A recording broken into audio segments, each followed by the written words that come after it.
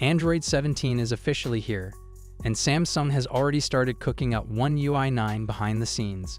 Google has formally unveiled Android 17, kicking off the next phase of software development, and alongside it, Samsung has begun internal work on One UI 9.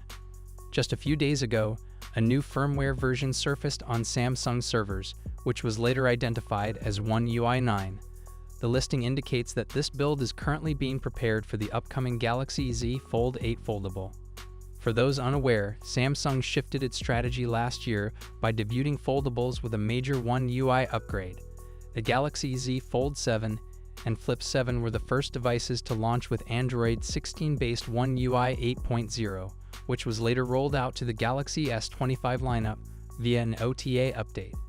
This year is expected to follow the same pattern, with the Galaxy Z Fold 8 and One UI 9 taking center stage at the next Unpacked event.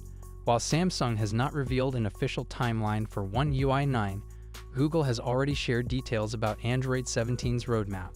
On February 13th, Google released the first Android 17 beta. The update focuses heavily on enhanced privacy, stronger security, and improved performance. It also brings refinements to camera and media features, app optimizations, and new advancements in connectivity and smart device integration. A major shift this cycle is Google's move away from the traditional developer preview toward a continuous canary channel. This approach means Android 17 updates will continue rolling out through 2026 with incremental improvements.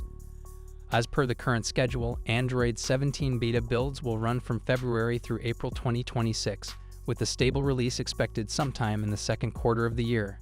Since Google plans to extend Android 17 updates well into 2026, the pre-launch development phase could be shorter compared to previous Android versions.